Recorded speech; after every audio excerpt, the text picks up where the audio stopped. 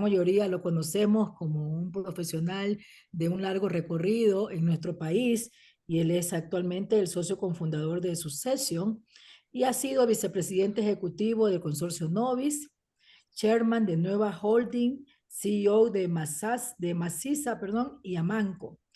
Es profesor, columnista, promotor de iniciativas de diálogos vitales, secretario de inversiones públicos privados y de gobiernos del gobierno del Ecuador también.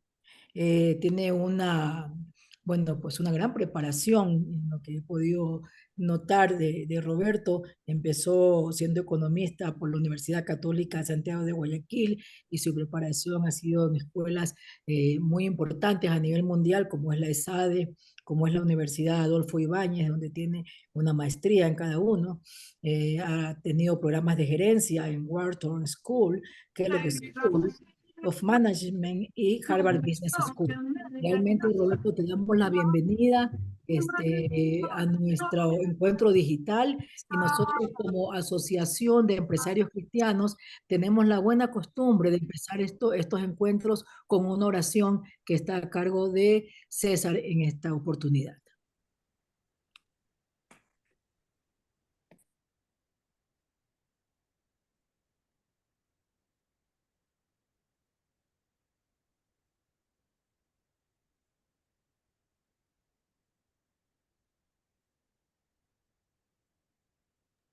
César, por favor. Bueno, estoy. En nombre del Padre, y del Hijo, y del Espíritu Santo. Amén. Señor, te pido la gracia de conocerte y amarte para ser un discípulo fiel y que con el testimonio de mi trabajo sea misionero en el mundo de la empresa. Te ofrezco mi esfuerzo para la construcción de una sociedad más justa, próspera, solidaria y humana. Quédate hoy en medio de nosotros y envíanos tu Santo Espíritu para que nuestras intenciones, palabras y acciones den cumplimiento a tu voluntad. Amén. En nombre del Padre, y del Hijo, y del Espíritu Santo. Amén. Amén. Magali, por favor.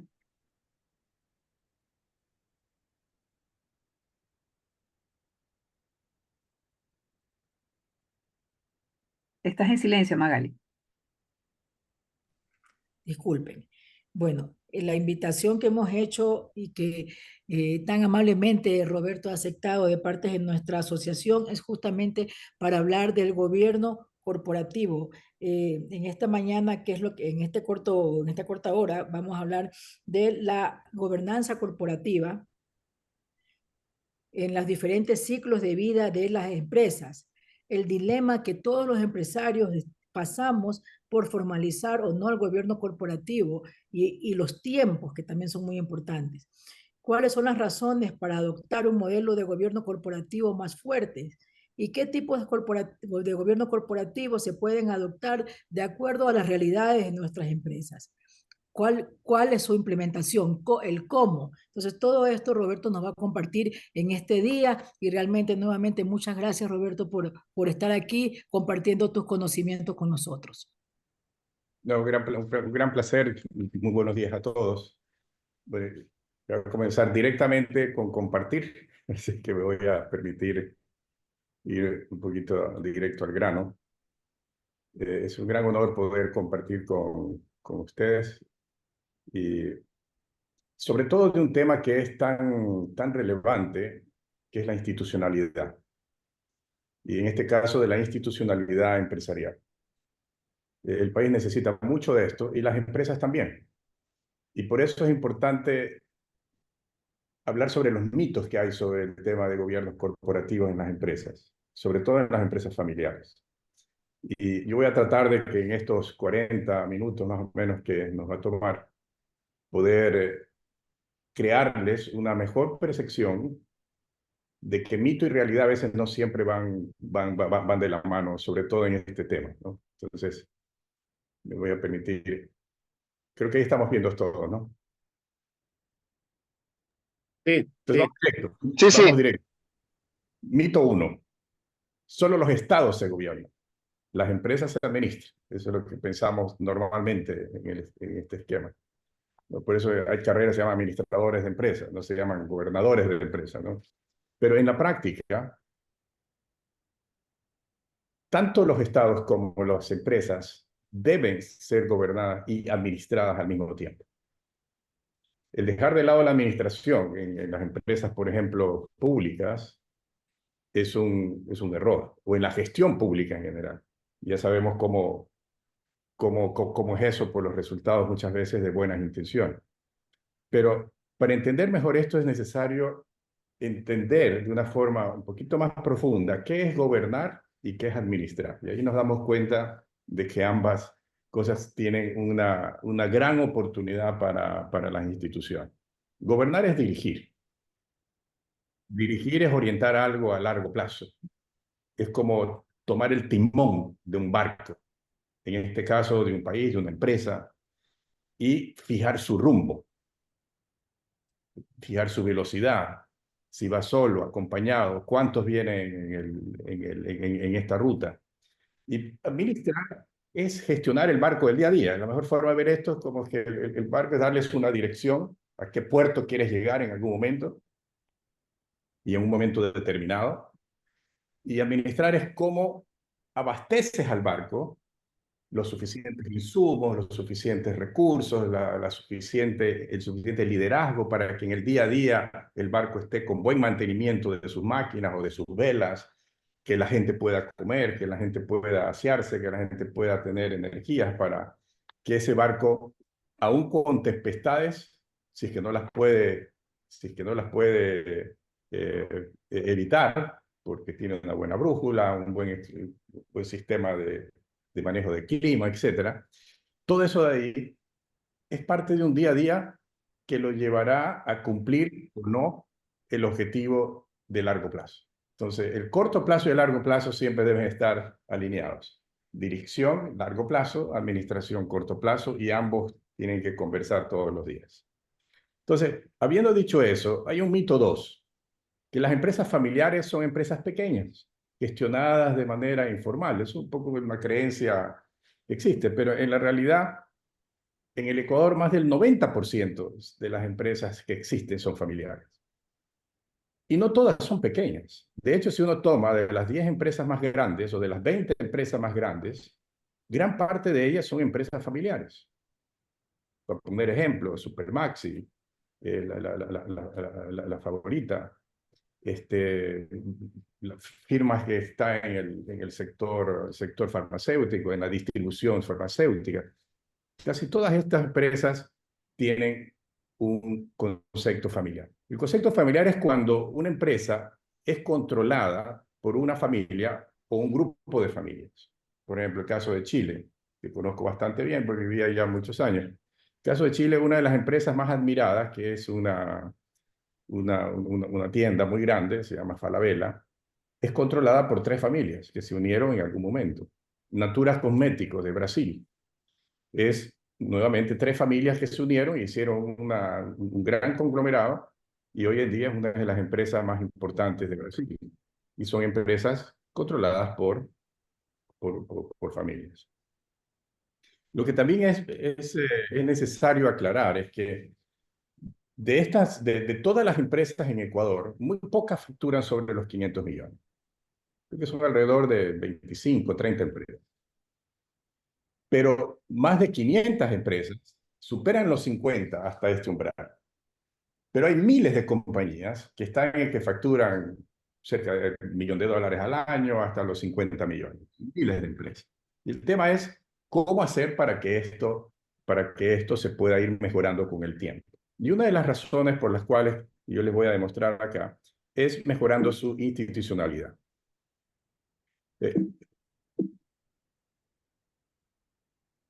Entonces, otra realidad que existe es que el ratio de perdurabilidad de las empresas familiares es bastante desafiante, porque haciendo un estrés de esta estadística, solo 1 de cada 10 empresas llega a la tercera generación.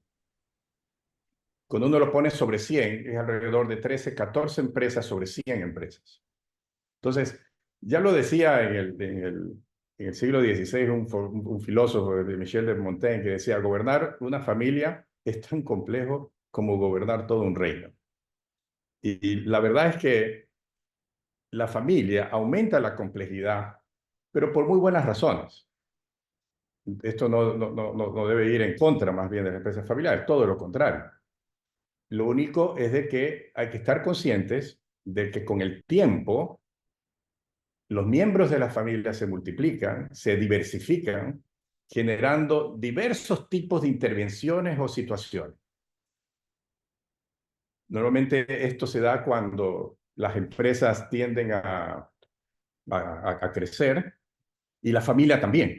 Y muchas veces la familia crece en términos relativos, obviamente, más rápido que las empresas. Y es ahí donde este tema de las intervenciones o situaciones generan desafíos muy importantes. Ya dos profesores de Harvard, Davis y Matayuri, allá por los años inicios de los 90 más o menos, determinaron un esquema, y eso lo voy a tratar de explicar muy facilito, que ellos sugieren, dice, para entender la complejidad y aprender a manejarla, las empresas familiares, piense en este modelo y separe lo que es familia, propiedad, empresa, y luego póngalas en un mismo contraste para determinar las diferentes situaciones que se pueden presentar y cómo esto genera una serie de sentimientos, una serie de miedos, una serie de beneficios y una serie de circunstancias que hacen que las empresas familiares, si no están preparadas para ver el ecosistema de la empresa de esta forma, pueden tener menos probabilidades o más probabilidades de poder tener éxito y ser parte de ese 10% de empresas que perduran en la tercera generación y llegan a la cuarta. Y es básicamente de que las personas que se van involucrando se van categorizando en este tipo de intersección. Por ejemplo, alguien que está solo en la familia, pero no está en la propiedad ni en la empresa, que son normalmente las familias políticas, digamos. La propiedad, pero gente que no está ni en la familia ni en la empresa, pero solo en la propiedad. Son accionistas que llegaron en algún momento por alguna circunstancia. O son personas que están solo en la empresa, pero que no participan en la familia y la propiedad, que son los empleados. Al número 2 y 3, ¿qué es lo que más le inquieta? Lo que más le inquieta es que para su desarrollo de carrera o para el valor de la acción que tiene, los conflictos familiares no afecten a la empresa. Y muchas veces no son los conflictos que a veces la familia que afecta a la empresa, sino los problemas de la empresa que afecta y genera conflictos en la familia. Y ahí se va erosionando la capacidad de gestionar. Pero el tema se vuelve más interesante en las intersecciones. Por ejemplo, voy a mencionar el nivel 4, donde hay alguien que está en la familia, pero también en la propiedad, pero no trabaja en la empresa. Normalmente son los herederos que ya tienen acciones y obviamente su necesidad es que normalmente la empresa tenga un buen desempeño, es decir, que se contrate buenas personas en el nivel 3 y que los padres o los hermanos o hermanas que están trabajando en la empresa y también tienen acciones, les brinden información suficiente para evitar sorpresas. Es decir, que haya transparencia, que ya lo voy a decir más adelante, que es uno de los temas fundamentales para evitar las crisis familiares que afecten a las compañías. Luego tienes el número 5, que es personas que están en la propiedad y en la empresa, pero no son de la familia.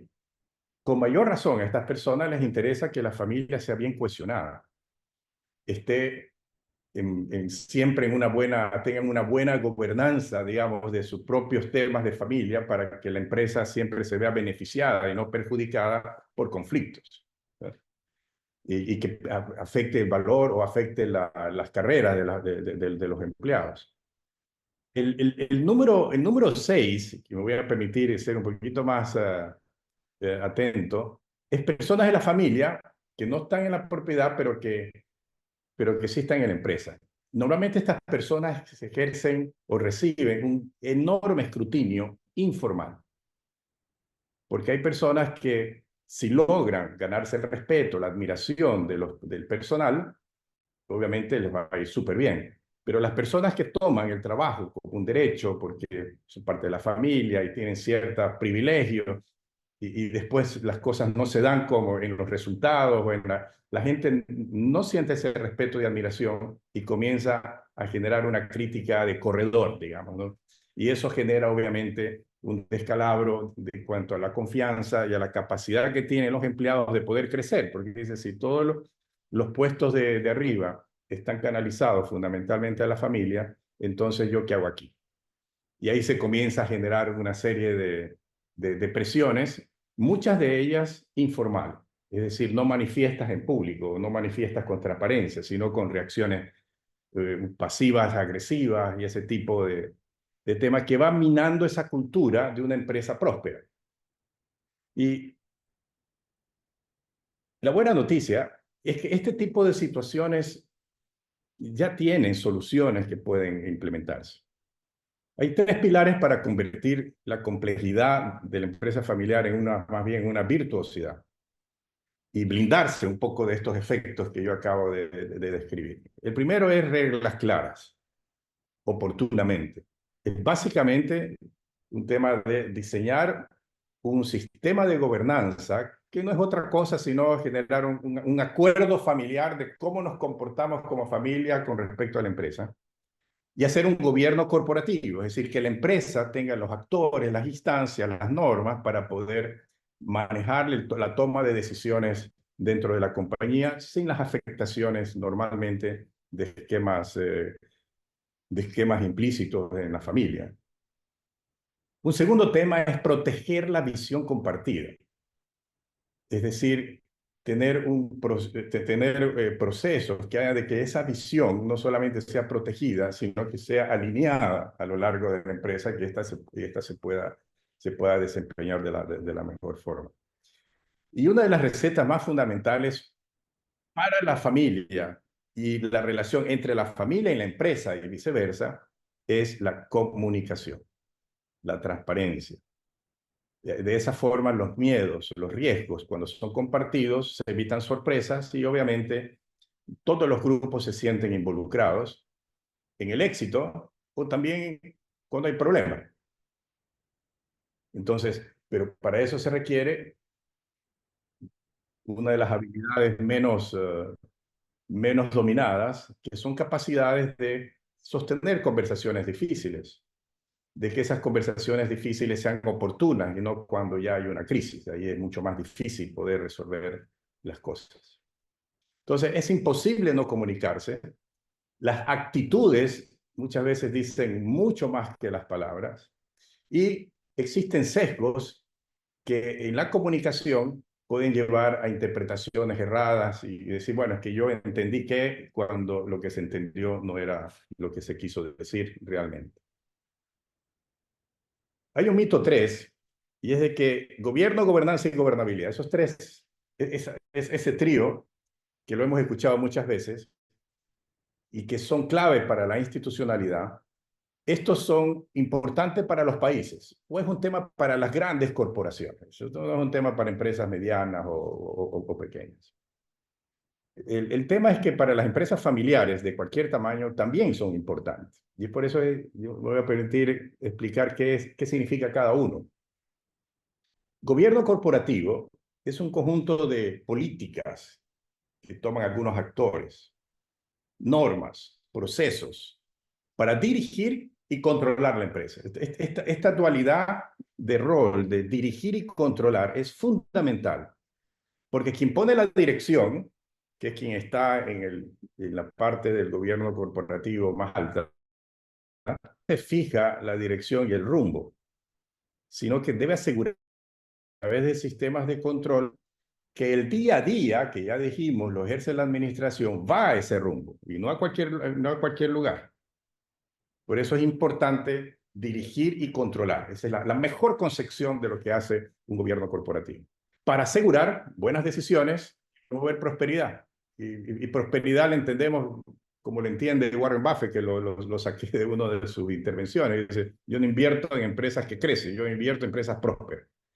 Y una empresa próspera le preguntaron qué. Bueno, sí, que crecen sanamente, no necesariamente son los que crecen más rápido, pero crecen bien. Y tienen sus altibajos, como todas, pero su tendencia a largo plazo es positiva, y que trasciende generaciones, sus marcas fundamentalmente. Los productos, sabemos que los productos tienen vidas limitadas, ¿no? En función del sector, pero las marcas, la reputación, la las capacidades intrínsecas de la empresa que puedan trascender y que se puedan adaptar. La gobernanza es cómo interactúan los actores para que esas estructuras de políticas, normas, procesos se hagan en la práctica. Es cuando uno pone un play, ¿no? En la película que tú quieres ver, ya viste cómo es la estructurada, quiénes son los protagonistas, cuál es la trama, y ahora dices play y comienza a funcionar cómo interactúan los actores entre sí, cómo la narrativa se va generando, cómo las crisis se van resolviendo. Esa interacción en el día a día, esa parte dinámica de esas estructuras, esa es la gobernanza. Y la gobernabilidad es la aceptación de las decisiones que se toman en las instancias del gobierno y la gobernanza en los grupos de interés. Esa es la gobernabilidad. Y en las empresas también existe eso. Porque las empresas son, como muestra este gráfico, las empresas son ecosistemas vivos. Porque es ejecutada y participan muchas organizaciones y personas. Por ejemplo, desde la empresa. Ya el hecho de tener la familia como uno de los stakeholders o de los grupos de interés más relevantes, ya es un tema, ya lo hemos conversado un poquito sobre esa interacción de empresa-familia. Pero hay empleados, hay accionistas, hay comunidades, hay acreedores, inversionistas, proveedores, clientes. Y también grupos secundarios, que uno dice, bueno, eso está un poquito lejos. Sí, están un poquito lejos, pero parales bola. Porque si no les paras bola, por ahí te puede venir crisis o te pueden venir problemas de las que va a ser muy difícil salirse, como el escrutinio de las ONGs que están cerca de y que hoy generan mucha crítica, mucha vigilancia social, como se dice actualmente. Los medios de comunicación, que hoy ya no son los 4 diarios o 3 diarios más importantes del país. Hoy son miles de medios que están ahí interactuando en las redes sociales, en los sistemas digitales, en los unos más, otros menos, pero que generan ruido. Y un ruido que puede ser no relevante en un momento, puede escalar a ser un ruido relevante en el momento que tú no lo esperas, ¿no? Los competidores, los reguladores, el propio gobierno. Entonces, hay una serie de elementos como la banca, por ejemplo, que es aquí está dentro de los acreedores, ¿no? O la bolsa, si es que has emitido bonos, por ejemplo, en la bolsa, que ya son tus inversionistas, ¿no? O acciones que invierten en que invierten en tu empresa a través de la bolsa. Todos estos son temas que son fundamentales, que tienes que tener al menos una vez al año o 2 veces al año un análisis de cómo cambia esto con relación a tu empresa. ¿Cuáles son tus mejores aliados en función de esto? Cuando tomas una decisión, ¿a quién impactas más? ¿A quién menos? ¿Quién se te puede oponer? ¿Quién puede hacer un problema? ¿Quiénes son neutros? ¿O quiénes son tus apoyadores? ¿No? Entonces, ese tipo de análisis es parte, obviamente, de estas capacidades que te da una buena dirección empresarial en el largo plazo. Ahora, en concreto, una buena gobernanza lo que hace es generar un pilar fundamental en la creación de valor de largo plazo. ¿Por qué? Porque te da más probabilidades. Es algo que no lo puedes medir, solamente lo puedes medir a través de resultados de tendencia, de cómo estás ejecutando tus resultados con respecto a los competidores, etc. Pero su elemento más importante es construir una empresa duradera, una empresa que tiene futuro. ¿Por qué? Por las decisiones. La empresa es reflejo de las decisiones que ha tomado, sobre todo de sus decisiones más relevantes.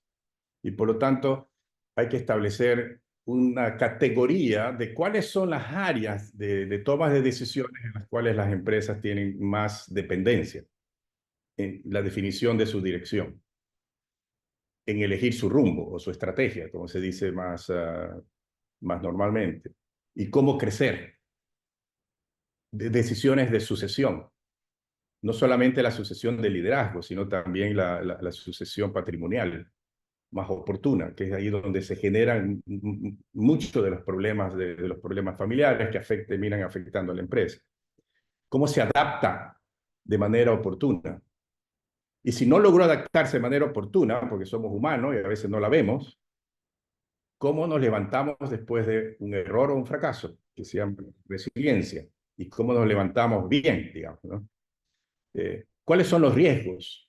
¿Cómo evito que fallas de cumplimiento de regulaciones, de normas, me afecten a la continuidad del negocio y a la reputación? ¿Cómo manejo la relación empresa-familia? Todos estos temas requieren decisiones intrínsecas que son muy importantes de darle la trascendencia que deben tener. Sobre todo en las empresas familiares, ustedes ven esa foto son dos niños, esos son dos primitos que tienen entre 2 a 3 años, y el tema es cómo cuando tengan 30, 40 años se puedan llevar exactamente igual o mejor, pero trabajando juntos dentro de la empresa de la familia.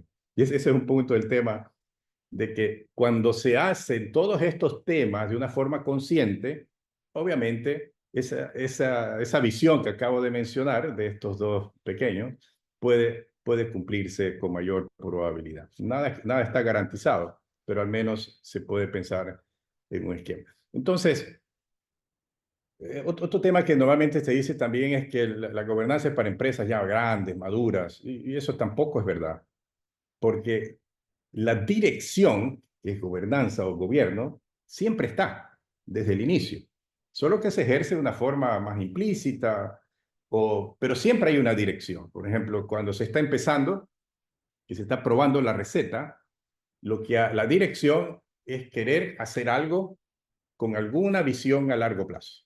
Es más simple, más genérica, es más emocional, pero existe. Y eso es lo que mueve al emprendedor y al empresario a poder ir desarrollando cada vez más fortalezas y adaptabilidad de su modelo de negocio hasta que logra poder ensancharse con un mercado. Y ahí comienza a crecer.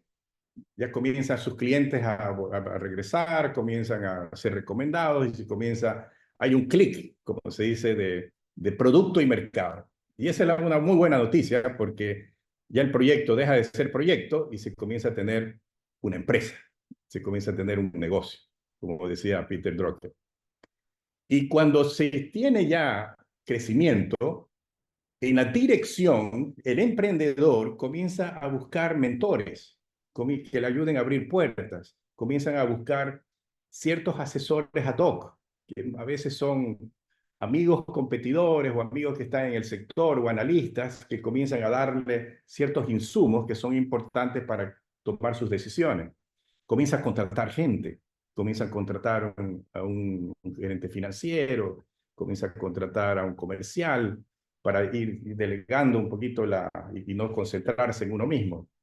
Y eso comienza a establecer la necesidad de fijar objetivos, de fijarse una serie de hitos, digamos, ¿no? Al menos, hasta que logra la madurez. Y en la madurez, el escalamiento requiere mucha plata, muchas veces. O no tanto, pero requiere recursos. Y para eso necesita generar confianza. Y ahí la parte del gobierno corporativo, la gobernanza comienza a exigirse que sea un poquito más formal para que los bancos te comiencen a ver bien, porque ya tus garantías normales ya comienzan a agotarse, necesitas generar otros tipos de confianzas también. Cómo tomas decisiones, cómo manejas los riesgos. Ya las preguntas que se comienzan a llegar por parte de los financistas e inversionistas son más sofisticadas. Les interesa más tus riesgos, les interesa más cómo manejas esos riesgos, les interesa cómo tomas decisiones. Si en esas decisiones hay cierta diversidad mínima, si tienes mapeo de tus grupos de interés, cuáles de esos grupos de interés, como acabamos de hablar, puede tener una mayor influencia o menor influencia.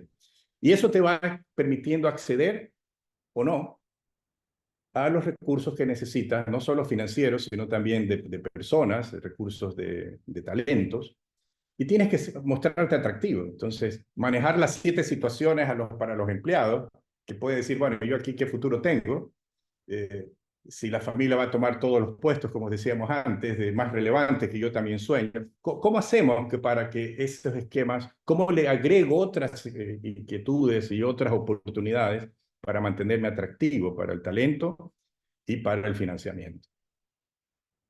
En la cuarta, que es la declinación, todo proyecto, toda empresa, todo producto a largo plazo es un commodity. Y por lo tanto, lo que empezó con un margen saludable a largo plazo, todos los productos tienden a tener margen bajo por la competencia.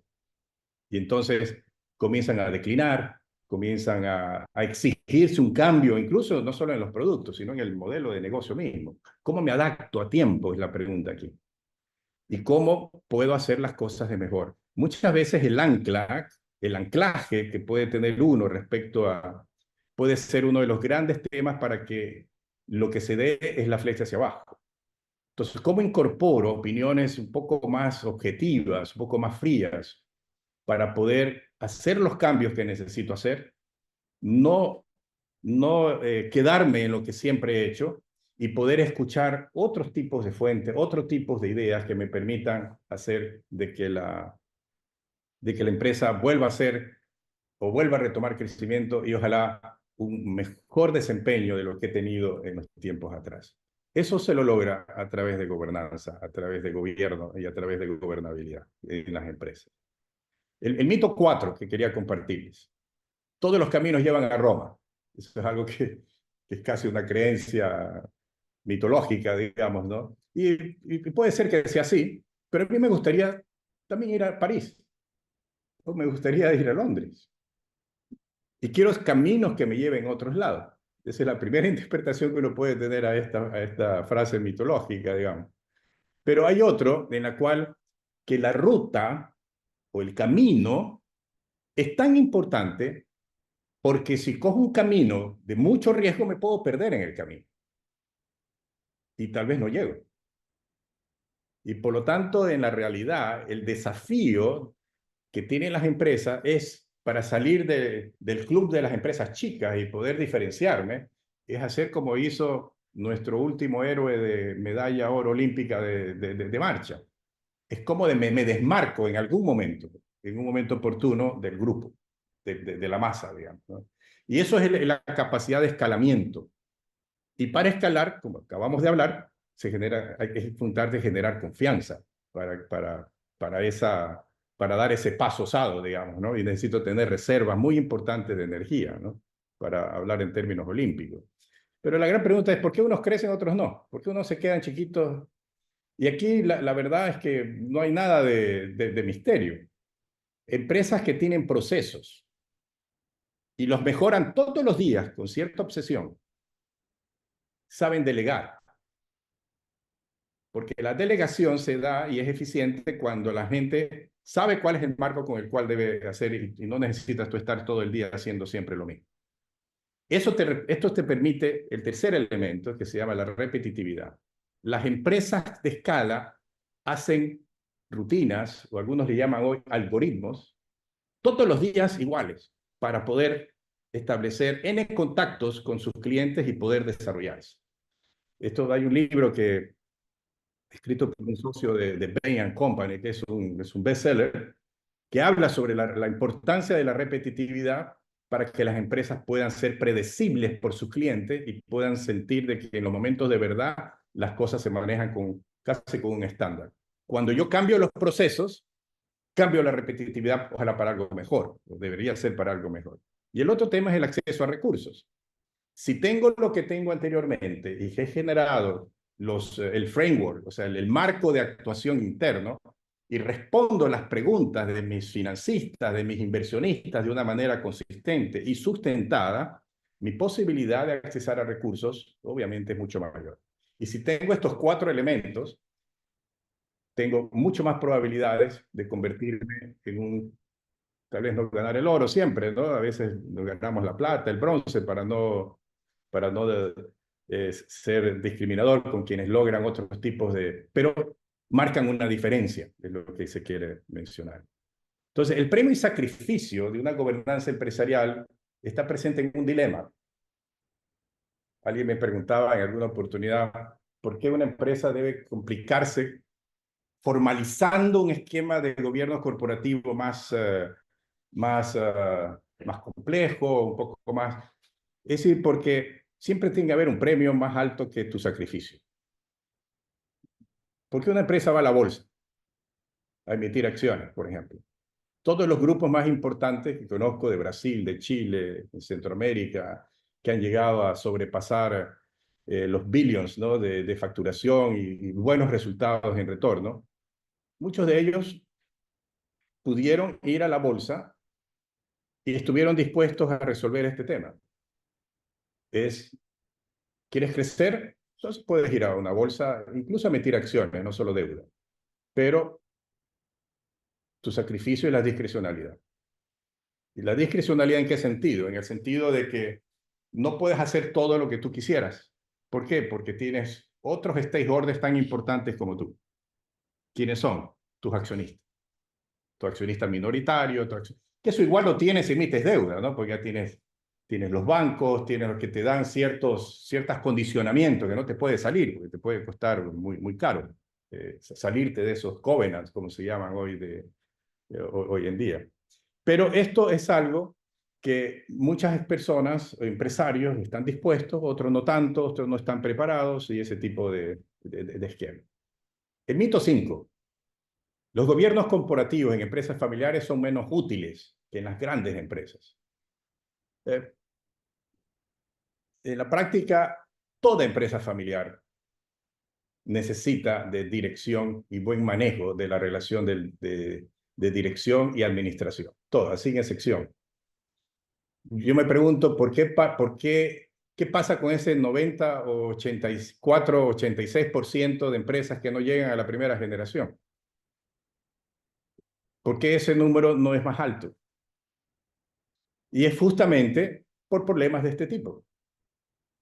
Decisiones o conflictos que no pudieron evitarlos, digamos, o no pudieron manejarlos bien cuando se presentaron, así que no pudieron evitarlo.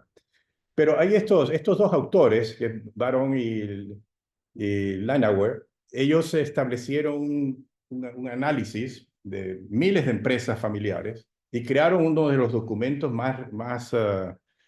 que son más referentes en esta área. Y ellos dicen, la clave está en que las decisiones se tomen en los cuartos correctos. Y dice, bueno, ¿cómo es eso? Y ellos describen 4 cuartos. Este es por eso se llama el Four Room Model, el modelo de los 4 cuartos. Dice, tú entiendes la empresa familiar, como un departamento que tiene una casa que tiene 4 cuartos. Un family room, donde está la familia, están las esposas, esposos, descendientes, siguientes generaciones. Está un cuarto de propietarios, que es de accionistas, normalmente de la familia, que son accionistas. A veces en la familia no todos son accionistas, unos sí, otros no. Todavía no se ha pasado acciones a la siguiente generación. Entonces, ese cuarto de propietarios normalmente van a una junta de accionistas, o son los beneficiarios de los trustees, o son trustees de los grandes fideicomisos que muchas familias arman. Luego tienes el cuarto del board, el cuarto del directorio o del consejo consultivo o del comité de asesor de la familia, como quieras llamarlo. Y tienes el otro cuarto que es la administración. ¿Cuáles son los principales valores que tiene cada uno de estos? El cuarto de propietarios busca rentabilidad, busca prosperidad de la empresa, en su rentabilidad fundamentalmente. Es decir, busca valor de acción, que el valor de la empresa crezca, porque así está creciendo el valor, el wealth de la familia, digamos, ¿no? El cuarto del board, o del consejo, como queramos decirle, es tomar buenas decisiones, las mejores decisiones posibles. Esa es la asertividad, o sea, no equivocarse en las decisiones trascendentales. El cuarto de la administración, puro desempeño. Es decir, cumplir los presupuestos, cumplir los indicadores, ir al ritmo que fue establecido por normalmente el cuarto del board. Y el cuarto de la familia, ¿cuál es su drive? ¿Cuál es su motivación fundamental? El amor. El cuarto de la familia está influenciado por la armonía. Está influenciado por algo que sea más equitativo para la familia. Y cada uno de ellos debe saber qué decisiones tomar y cuáles es mejor que no se tomen ahí. Entonces, en el Family Room es cómo desarrollo que todos mis miembros de la familia tengan una buena educación en la siguiente generación, sobre todo. ¿Cómo hago para que esta familia se comunique bien, para que mantenga su armonía y se lleven bien? Que si hay por ahí algún roce químico, de que no se caen bien, etc., ¿cómo los acerco para que al menos puedan conversar? ¿Cómo protejo el legado familiar? El cuarto de propietarios o de los accionistas, un principal derecho que tienen es: solo yo puedo decidir si voy a comprar una empresa, sobre todo si es una compra grande sobre cierto nivel, si voy a vender la compañía, si la voy a fusionar, si voy a ir a una bolsa, si voy a tomar riesgos muy relevantes, si voy a tomar deudas relevantes.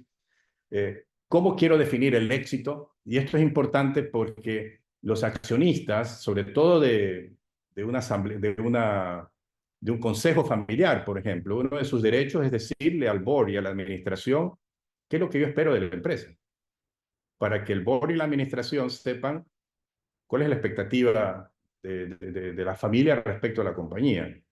Es un deber hacerlo, para que el board y la administración no estén haciendo cosas que la familia no estaría dispuesta a hacer, o tomar riesgos que la familia no estaría dispuesto a tomar. ¿Cuánto de dividendos apruebo o no? Si reinvierto todo o no.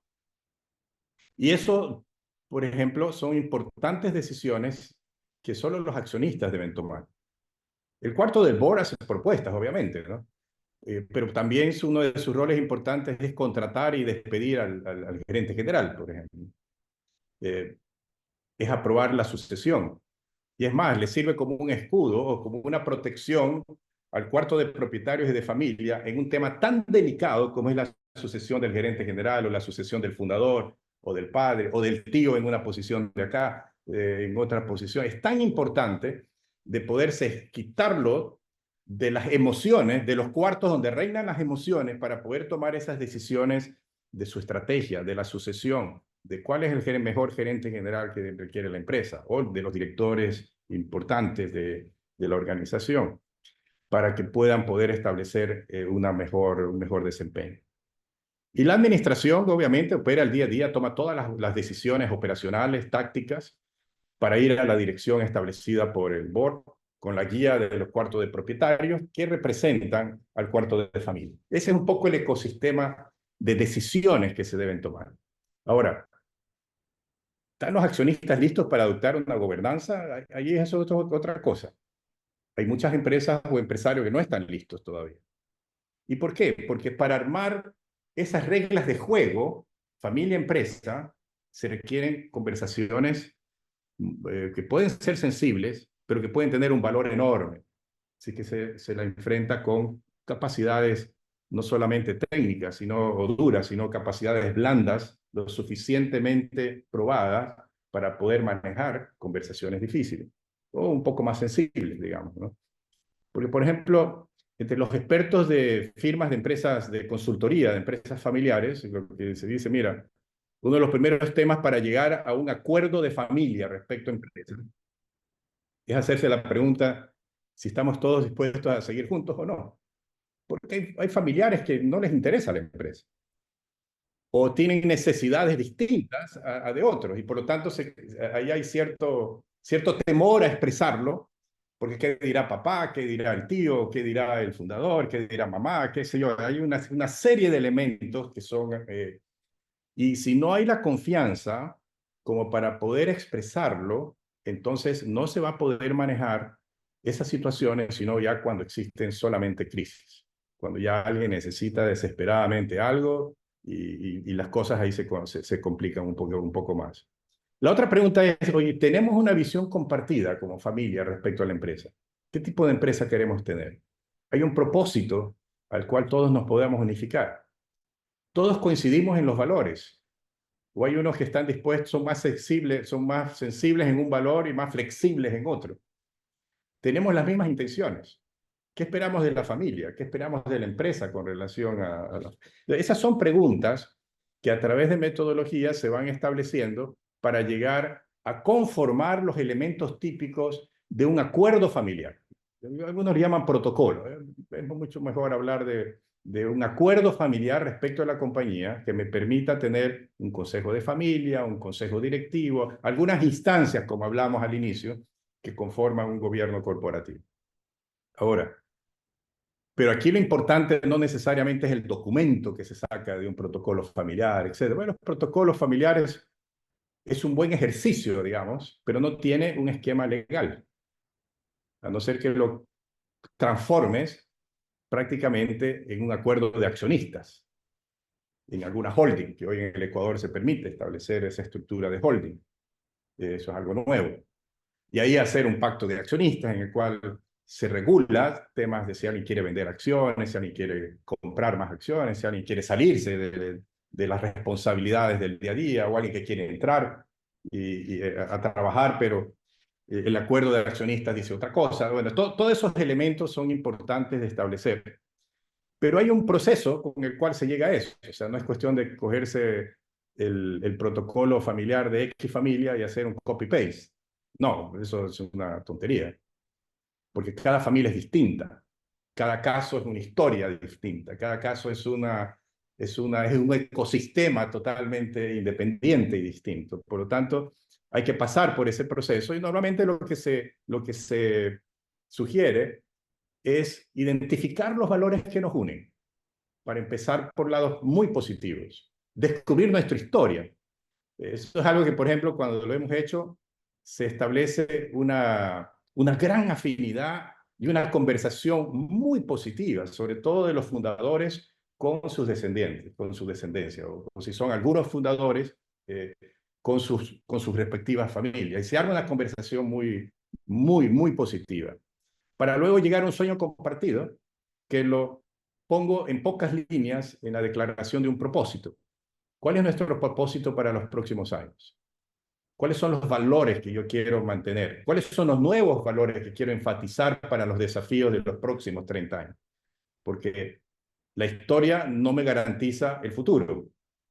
Y eso no es un mito, eso es una realidad.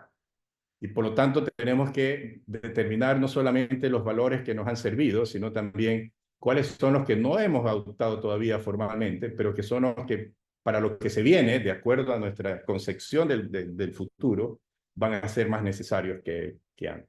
Y ahí llegas a un protocolo familiar que normalmente tiene una estructura de esta forma. Se parte de un propósito, un sueño, se define cómo va a ser los actores, cómo es el gobierno, digamos, ¿no? ¿Cuáles son los actores, las políticas, normas? ¿Cómo voy a armar un consejo? Si es un consejo familiar, un consejo directivo o un consejo consultivo, o tengo uno solo para que maneje todos los esquemas, porque la familia todavía está muy metida también en la empresa. Eso depende un poco de la circunstancia. Y luego hablo de cuáles son a qué la familia se obliga con respecto a la empresa, en temas de ética, en temas de responsabilidad, de buenas prácticas. Y también cuáles son, como normo, los derechos de la familia, de los miembros de la familia. En el uso de los recursos de la empresa, por ejemplo, en las decisiones de nuevos negocios, en las políticas de empleo, sobre todo para miembros familiares. El rol de los parientes políticos siempre es un tema importante. El sexto, la mente de los liderazgos, ¿no? Sino de la propiedad. Transferencias de acciones y ese tipo de cosas. Y luego, alguna disposición final, y todos firmamos ese tema para poder manejarlo en un tema más formal. El mito 6. Las salas de reuniones llenas de gente brillante garantizan las mejores decisiones. Alguien decía, y todavía sigue siendo, es alíñate y rodéate de las mejores personas y te va a ir con un futuro extraordinario. Yo debo decir de que eso no es tan real. Y lo voy a decir por qué. Hay dos procesos críticos de una buena gobernanza. Hay muchos. Yo he elegido estos dos para compartirlo, que lo voy a hacer en pocos minutos para cumplir el tiempo. Y esos dos procesos críticos, entre muchos, algunos ya los mencioné en algún lado, el primero es la toma de decisión. Esa es la médula. Es el alfa y omega de un gobierno corporativo. Es ayudar a tomar mejores decisiones posibles. Pero aquí siempre hay un dilema fundamental.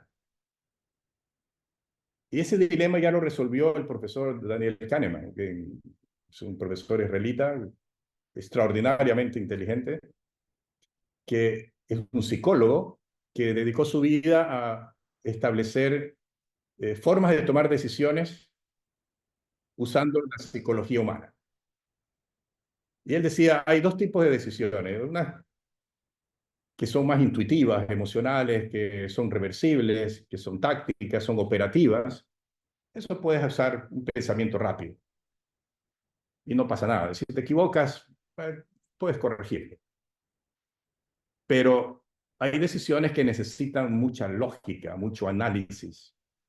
Necesitas deliberarlo, compartir con diferentes visiones, opiniones.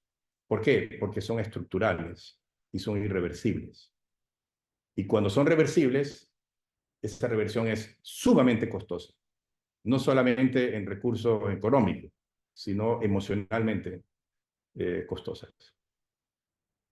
Y él decía, por eso hay que saber diferenciar cuándo pensar rápido y decidir rápido y cuándo pensar despacio y decidir despacio, aunque te critiquen. Deja de pensar en los otros respecto a tu proceso, sino que hazlo como tú consideres que es correcto, sin pensar en el qué dirán. Entonces, este esquema es súper importante en la toma de decisiones. Ya lo decía Peter Drucker también, ¿no? Cuando él hablaba del proceso de toma de decisiones, hablaba algo muy parecido mucho antes que lo diga incluso el señor Daniel Kahneman. Él decía, en la toma de decisiones hay que diferenciar que hay algunos casos, digamos, y yo tengo que tener la capacidad de discernimiento para ver en qué caso estoy. Por ejemplo, las decisiones más complejas, donde no hay una respuesta obvia, y eso es lo que trata de enseñar el método socrático de los casos, por ejemplo, que Harvard ha sido su... Y lo que trata de establecer es una mente analítica que no esté pensando que alguien te dé una solución óptima, ¿no? Porque no la hay.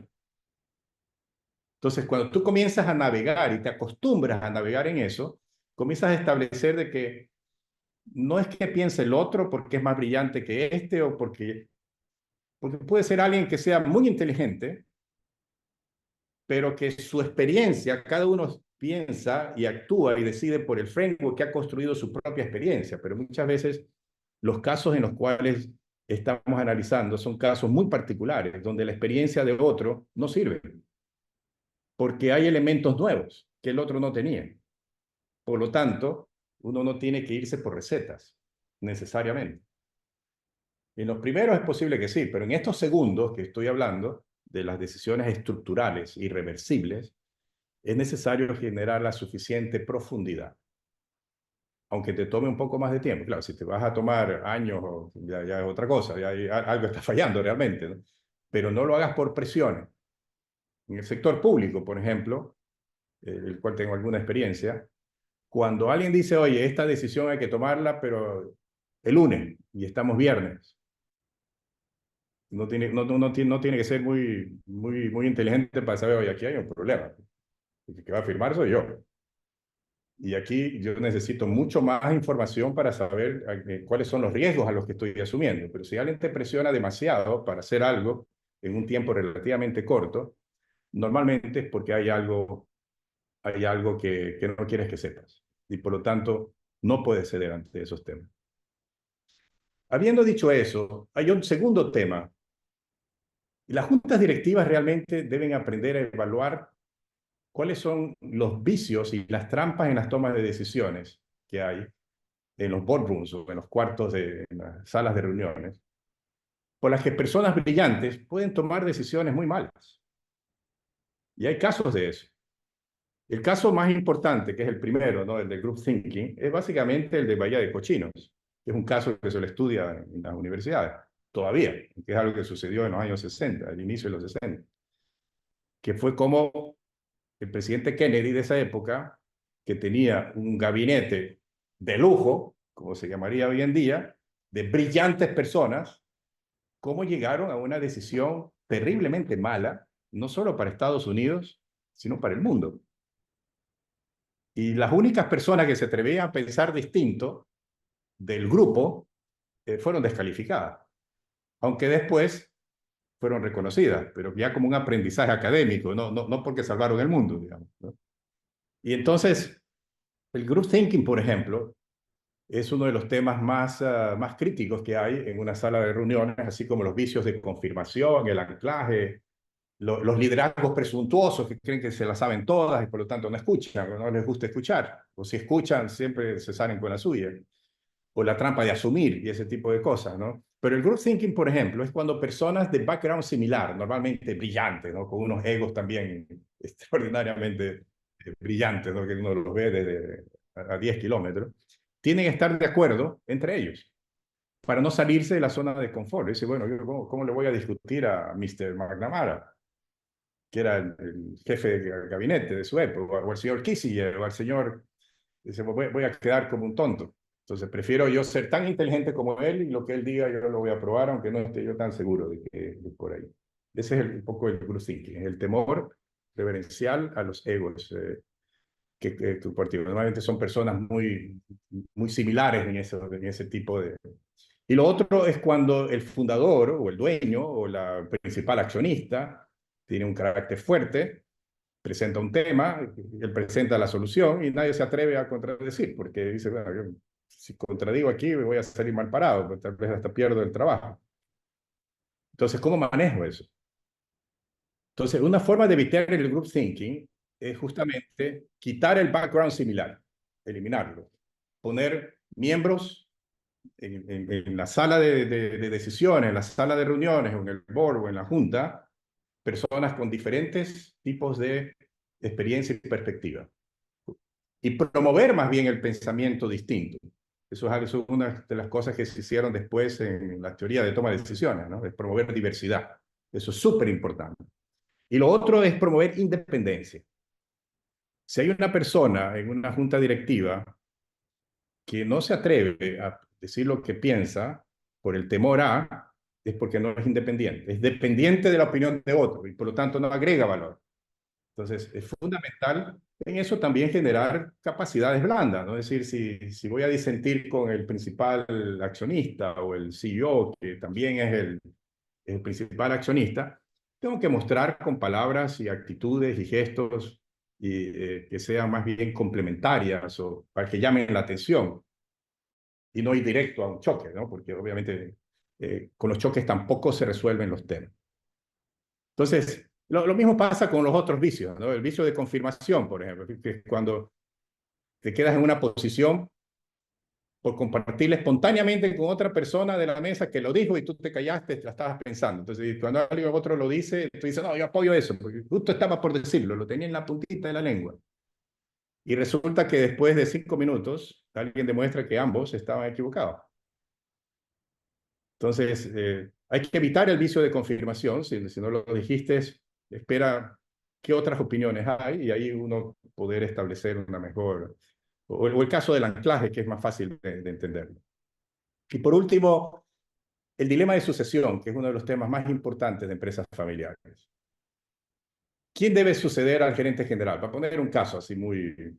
O cualquier otra posición, pero hablemos de la gerencia general. Ya el fundador dice, no, yo ya estoy cansado, yo quiero mis próximos años estar solo en el board, venir una vez a los directorios o las veces que quiera pedir información, a poder ayudar al nuevo gerente. Pero yo quiero dedicarme a los temas realmente de largo plazo y no estar metido a resolver los problemas de corto plazo de todos los días.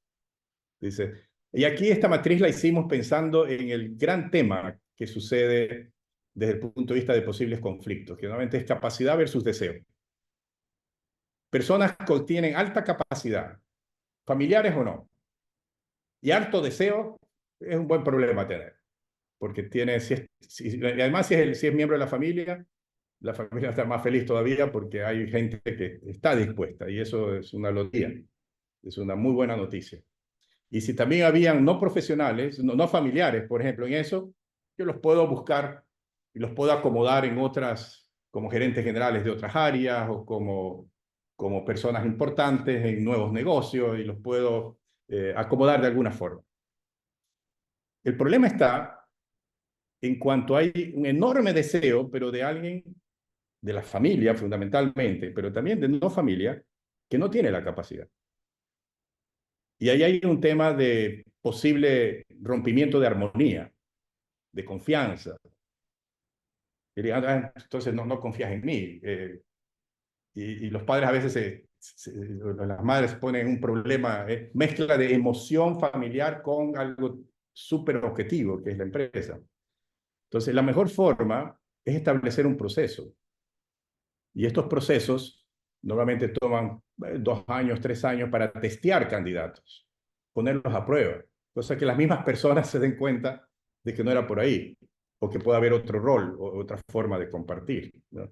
Hay que manejar temas de objetividad, de honestidad, y también algo de creatividad, porque siempre tú puedes acomodar a alguien que está muy deseoso, pero no es la persona, y no puedes tú poner en riesgo a la empresa por un tema sentimental, digamos, que en eso manejas o le creas otras opciones que pueden ser incluso más satisfactorias desde el punto de vista de riesgos o desde el punto de vista de afinidades emocionales, digamos, ¿no? Y el último mito es que toda empresa exitosa debe tener un propósito inspirador, un excelente modelo de negocio y una obsesión extrema para mejorarlo cada día. Estas son palabras de grandes CEOs. CEOs fantásticos, ¿no? Que todo el mundo admira, pues esos son como frases que pueden ser mitológicas, digamos, ¿no? Y que para muchos es verdad. En la práctica hay 8 hábitos. No solamente esos 3 temas, yo estoy totalmente de acuerdo también, pero no hay que ponerlos como la verdad absoluta, si no tienes otras cosas. En empresas familiares hay 8 hábitos que nosotros hemos visto por literatura y por experiencia que deben ser priorizados. Es gobernanza. Hay que tener gobernanza. Si es explícita, mejor, porque la implícita ya la tienes, lo quieras o no, ya existe. Y no te das cuenta nomás, pero por ahí está y te juega a favor o te juega a veces en contra. Tienes que tener un propósito de largo plazo, conectado al corto plazo. Asegúrate de que el corto plazo vaya de acuerdo al propósito. Una ventaja competitiva que la adapto oportunamente, o lo más oportuno. Y si no, me levanto de nuevo si es que no lo vi o porque no soy perfecto. Pongo objetivos osados, pero los aterrizo cada 2, 3 años. Protejo el núcleo de los principios que me hace hecho exitoso. Y me adapto a los nuevos principios que necesito para poder estar al frente de los desafíos que se vienen. Tomo decisiones estructurales con suficiente profundidad, no me dejo llevar por el que dirán. Y además conecto con empatía y transparencia con el ecosistema del grupo de interés. Bueno, eso es lo que tenía para compartir con ustedes. Me encantaría poder, si hay alguna pregunta, con mucho gusto estaría. Roberto, de verdad, muy, muy interesante todo lo que nos acabas de compartir. En una de las cosas que me hizo mucho clic fue que a pesar de que tengamos empresas familiares, que las otras personas que no son parte de nuestra familia encuentren en nuestra empresa un lugar donde crecer, que eso ellos lo tengan claro, ¿no? Porque si no, realmente no vamos a contar con ese talento humano que nos va a ayudar a dar el otro paso, ¿no? Y dentro de estos 8 hábitos que acabas de mencionar, todos yo, si les doy un número, un valor numérico a cada uno, y no tengo el número 8, que es el de la empatía, para mí sería como no tener nada, porque es muy importante que el personal que trabaja con nosotros sienta esa empatía, ese respeto y ese valor que cada ser humano merece al ser parte de una empresa. Realmente, para mí, pues ya veré nuevamente la grabación para poder ponerle mucha más atención a cada detalle de lo que nos acabas de compartir. Y muchas gracias de parte de la asociación por tu tiempo. Sabemos que tienes otra reunión, entonces no me atrevería a hacerte alguna pregunta porque lamentablemente te atrasaría tal vez, ¿no? Tenemos Oye, aquí, tengo unos minutos para un par de preguntas, si alguien quisiera perfecto, hacerla, si alguno para de no los dejar. asociados tiene alguna Roberto, duda. Magali, ¿me podría dar la palabra? Sí, por favor. Gracias. Hola, Roberto. Antonio Quesada te saluda. Hola, ¿cómo Muchas estás, Antonio? felicitaciones Qué por esta gusto. excelente presentación. Roberto, tú pones en orden primero protocolo familiar y luego gobernabilidad. Perdón, gobierno corporativo y le das muchísima importancia a protocolo familiar. Mi experiencia en el grupo en que yo, y tú conoces, en el grupo que yo estoy relacionado, yo implementé gobierno corporativo y promoví protocolo familiar. El protocolo familiar ha funcionado, pero siempre tenemos esa pequeña incertidumbre de qué pasará cuando el eje de la familia, que ya, como tú dices, ya está, ya dio su paso a un lado, pero ya no esté. ¿Seguirá el protocolo familiar vigente? Porque finalmente es un acuerdo y los acuerdos se rompen. Ahora, el gobierno corporativo no necesariamente crea gobernanza y no necesariamente crea gobernabilidad, porque poniendo la analogía con el Estado, es la Constitución, y la Constitución no te da la capacidad de gobernanza y peor de gobernabilidad. Y este es un problema de empresas familiares, ¿no? ¿Cómo evitar que eso se dé? ¿Cómo hacer que realmente el gobierno corporativo, las reglas de gobierno corporativo sirvan como cultura corporativa para que la familia, la empresa familiar las cumpla? Sí, oye, gracias Antonio por la pregunta. Mira, nada garantiza un esquema si no es por cómo se la maneja permanentemente. O sea, un protocolo, un acuerdo familiar, no es un tema que se hace una vez y ahí queda para siempre. No, porque las circunstancias cambian, las personas maduran, la familia crece, las necesidades se transforman. Por lo tanto, lo más importante es que las conversaciones que se establecen y esa emoción y esa racionalidad que se da a través de esas conversaciones, cómo va madurando las relaciones entre la familia, para poder adaptar ese acuerdo al menos cada 2, 3 años. Eso es lo que recomiendan los expertos, digamos, que llevan muchos años en este tipo de investigando sobre el tema. O sea, no es un tema expuesto en roca, escrito en roca, es un tema que se debe ir adaptando con el tiempo. Y obviamente, lo más importante no es el papel, lo más importante es lo que provoca la interacción, las conversaciones. ¿Me está generando eso más confianza entre la gente, conversar sobre estos temas, o me está más bien estableciendo más fisuras?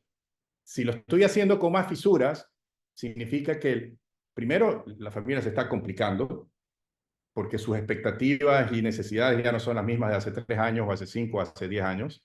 Y por otro lado, no he tenido conversaciones muy seguidas al respecto. El tema que mencionabas, el gobierno, la gobernanza y la gobernabilidad son 3 temas que ninguna garantiza la otra.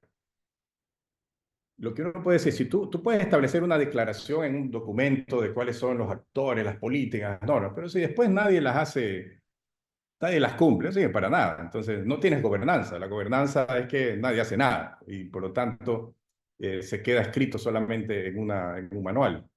Y por lo tanto la gobernabilidad siempre existe ahí, ¿no? La gobernabilidad es qué tanto las decisiones se adoptan o no. Y el tema es que tú no te enteras porque nadie se pone en contra públicamente de una decisión. Muy pocas veces sucede eso. Normalmente son reacciones pasivas. Pasivas agresivas o pasivas contemplativas, es decir, bueno, sí, pero yo no lo voy a hacer, pero yo no estoy de acuerdo. O a mí no me consultaron, o ese tipo de cosas. Lo que sí es importante es que el liderazgo que maneja esto, que debe ser el consejo familiar, alguien del consejo familiar tiene que ir viendo e ir detectando alertas, decir, oye, esto no se está cumpliendo. A ver, ¿por qué no? Muchas veces la cultura de la empresa hace de que el protocolo, que es muy idealista, sinceramente no se cumpla, porque la cultura de la empresa no está preparada. Entonces, si eso es así, tengo que hacerme cargo de ambas cosas, no solamente del enunciado, sino también establecer cómo la cultura de los actores, la cultura es cómo vemos que los actores interactúan, ¿no? Entre los empleados, los clientes, etcétera, cómo es que ellos se comportan, digamos, ¿no? Y de esa forma uno poder influenciar programas, esquemas de cierres de gap culturales, que eso existe, eso no es nada fuera de acceso a las empresas. El tema es que muchas personas o muchos empresarios se quedan entrampados en el día a día resolviendo problemas, como los cuerpos de bomberos, ¿no? Incendios todos los días, y estos otros temas no se les presta atención, no porque no se quisiera, sino porque las prioridades se las ponen a otro lado. Pero si es posible generar que alguien de la empresa esté pensando también en esto, como parte de su agenda, su responsabilidad, o alguien del consejo familiar, por ejemplo, que tenga ese rol, esos temas tienen más posibilidad de solución. Roberto, muy buenos días. Un gusto saludarte. Te saluda Alberto Parra. Hola, Alberto. Quisiera hacerte una pregunta. Muchas gracias. Claro. Desde la perspectiva de las personas que acompañamos a estas empresas o a estas familias, ¿qué nos recomiendas? Es decir, porque muchas veces el protocolo familiar, he visto en algunas familias que queda en un lindo papel, pero a veces también considero que las personas que acompañamos a estas familias no pueden dejar solo el documento listo, sino ¿qué nos recomiendas o cuál es el siguiente proceso para que estas conversaciones se generen, para que el consejo familiar actúe? Porque a la larga siempre hay alguien que toma un rol un poco más protagónico, pero a la larga siguen siendo hermanos, por ejemplo. Es decir, Sí. siguen llegando el domingo a la casa y no me vas a tocar este tema.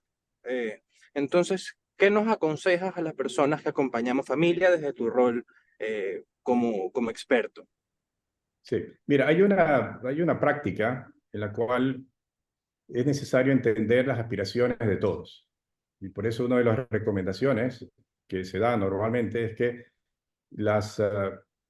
el entendimiento de las expectativas o de los sentimientos de las personas se han hecho con entrevistas individuales, no colectivas, directamente, sino primero recoger todo el esquema para establecer cuáles son los alineamientos y cuáles son los gaps que existen entre. Luego, en función de esos gaps, armas reuniones donde ya manejas la forma de solucionarlo en el lugar correcto. Esas cosas no se solucionan en el almuerzo del domingo o en el cumpleaños de la mamá. Normalmente pues se generan fricciones. Y cuando ya hay fricciones, ya es muy difícil que un protocolo familiar se cumpla. Pero en las épocas en las cuales todos estamos todavía en buenas relaciones, etcétera, es más fácil, mucho más fácil que cuando hay una crisis. Entonces, primero es entender esos alineamientos y esos gaps, y luego establecer qué es lo que quiere el fundador o los fundadores. ¿Quieren tener un acuerdo de comportamientos y que les ayude a tomar decisiones respecto a en qué cuarto, como decía yo, en cuál de estos 4 cuartos tomar ciertas decisiones, que todos los respetemos? Pero alguien tiene que hacer de árbitro, porque el flujo por los cuartos es libre. Ustedes vieron ahí que tenían alguien tiene que hacer de árbitro. Dice, oye, aquí. O alguien tiene que autorizar a otra persona a decir, oye, si alguien me está pidiendo algo que está prohibido en el cuarto, yo tengo que decirle, oye, discúlpame, pero no puedo hacerlo. Y eso apoyado por, obviamente, los principales. Si eso no existe, obviamente la cosa se va a complicar y no va a funcionar. El otro tema es decir, si quiero solo un acuerdo de caballeros o de familia, o si quiero llevarlo a un esquema un poquito más jurídico. Hoy la tendencia que nosotros vemos con la creación de las empresas holdings y holdings familiares es que normalmente se termina no en el protocolo familiar, sino en un acuerdo de accionistas de una holding. Y por lo tanto, esos acuerdos son más binding, como dice en inglés, ¿no? Son más forzados de cumplir, porque sí tienen un esquema legal. Eso es un gran avance que ha hecho el Ecuador en este sentido, de crear estos tipos de empresas holdings, donde son tenedoras de acciones, se les llama, y las tenedoras de acciones normalmente requieren un buen acuerdo de accionista, y ese acuerdo de accionista puede ser una redacción distinta de un acuerdo de protocolo familiar, y eso ayuda mucho en ese sentido. Roberto, muy buenos Muchísimas días. gracias.